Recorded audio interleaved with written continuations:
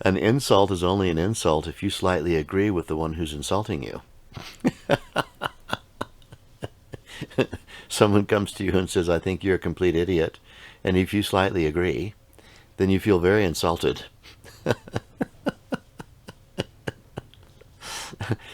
If, on the other hand, you know who you are, and it's not idiotic, then someone calling you an idiot really is just a report on the state of consciousness of the reporter.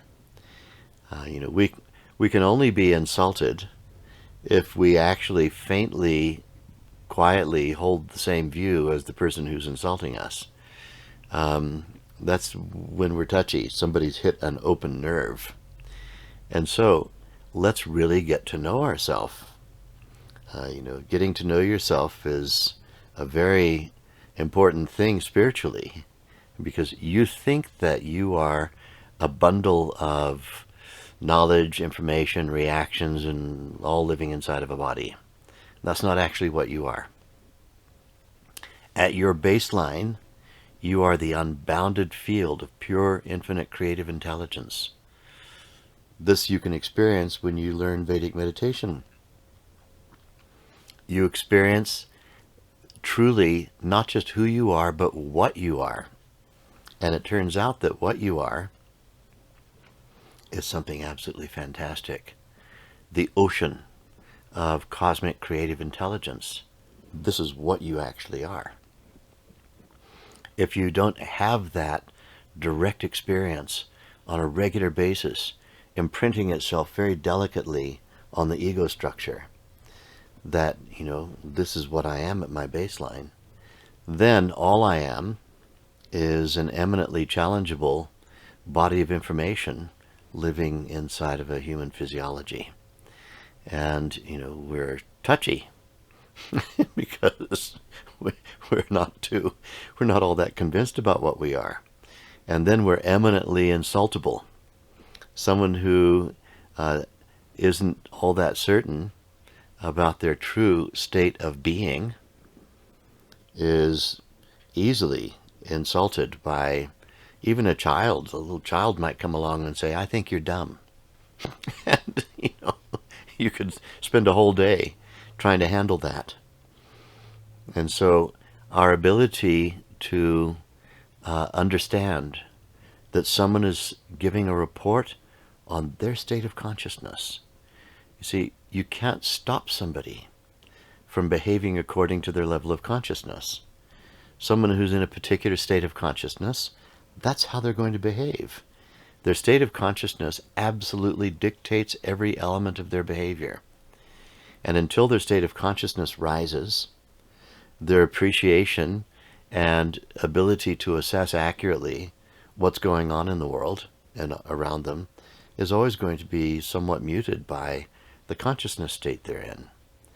And so this is why I say all reports are reports upon the state of consciousness of the reporter. Someone's reporting on their own consciousness state. And we can either find the inaccuracy of that amusing, which is what we do when we know what we are, when we know who we are, or we can find it a little bit close to the bone, and perhaps, maybe I'm identifying somewhat with the state of consciousness of the person who is attempting to wound me. So from our perspective, too, we want to take care. We need to be aware of the laws of action and reaction. Let's not be an insulter. You don't want to attract insulting behavior, then let's be sure that we always see the best in anyone else. We do our best to see the best. There's a great story from my master's master, Gurudev, Swami Brahmananda Saraswati. Really great story. He was a reclusive saint, and he lived in seclusion in the thick, temperate rainforests of central India for 50 years. But occasionally, he would, in his pilgrimage, come past a village. And on one particular day, 3 boys from a village spied him in the forest having heard that in previous interactions with him, people had said he wasn't capable of speaking negativity. And they thought, we'll see. We'll see. Let's see if we can tempt this old scoundrel into saying something negative. And so they searched around all the environs of the village, and they found some dead cat whose life had been spoiled by a car. And they dragged the dead cat that was bloated and filled with maggots across the pathway. And then they went over to the Guru's place, his cave where he was sitting in the jungle, and asked him with all, feigned graces and everything, would you please come to our home and grace our home with, we'll supply you with some food and dinner tonight.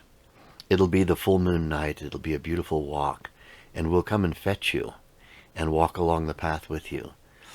And so their plot was to get him to cross paths with the dead cat, which had a very persuasive odor about it.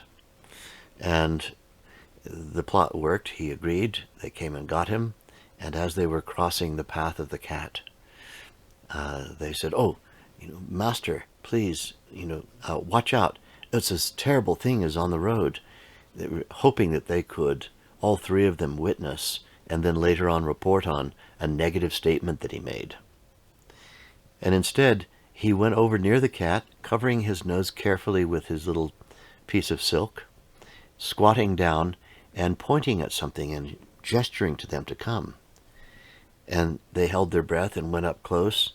And then he said, look, the teeth. Look at the teeth on the cat. They're shining like a string of pearls in the moonlight. The teeth, the beautiful teeth, just like a string of pearls. All right, come on, let's go.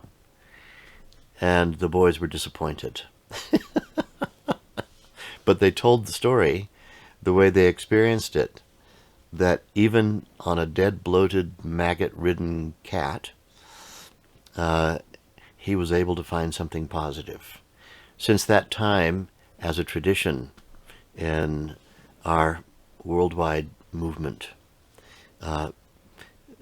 we often quote Gurudev and say, look for the pearly teeth. We try to find the best in every situation. We try to find the best in every person. And, if we don't wish to be insulted, probably the best thing to do is to get out of that state of consciousness first, where we're not 100% convinced about what we are anyway. And then the second thing is, let's not attract, through the laws of action and reaction, let's not attract to ourselves something that we ourselves have done. Let's behave in the way that we wish to be treated at all times. Let's always behave in the way that we wish to be treated. This is the answer.